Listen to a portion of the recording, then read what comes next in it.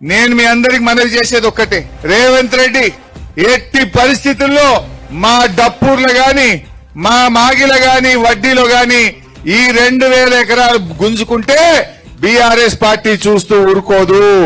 మేం మీకు అండగా ఉంటాం. ఎవడొస్తాడో రమ్మన్, జేసీబీ వస్తుందా, ప్రొక్లైన్ వస్తే మాణిక్రావు గారు నేను ఇద్దరం అడ్డం నిలబడతాం. మా మీదికి వెళ్ళిపోవాలి తప్ప మీ భూముల దగ్గరికి ఎవరిని రానిచ్చే ప్రశ్నే లేదు. ధైర్యంగా ఉండండి. అవసరమైతే మీకోసం గ్రీన్ ట్రిబ్యునల్ కు ఢిల్లీలో కోర్టుల కేసేస్తా, మీకోసం హైకోర్టుల కేసేస్తా మీకోసం.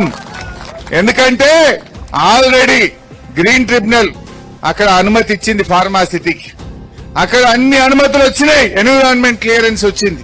ఆడబెట్టకుండా ఈ బంగారమూల పంట వండే భూములలో పెట్టడానికి ఎన్విరాన్మెంట్ క్లియరెన్స్ రాదు. గ్రీన్ ట్రిబ్యునల్ ఒప్పుకోదు.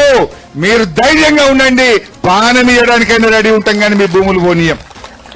ఈ లంగాలు ఉంటారు, కొంతమంది బయలుదేరుతారు లోపల మన దాంట్లో సాటుకు తీసుకుపోయి ఇద్దరు ముగ్గురుతో సంతకాలు పెట్టించే కథలు చేస్తారు. జర జాగ్రత్త. ఒక్క మాట మీద ఉండండి.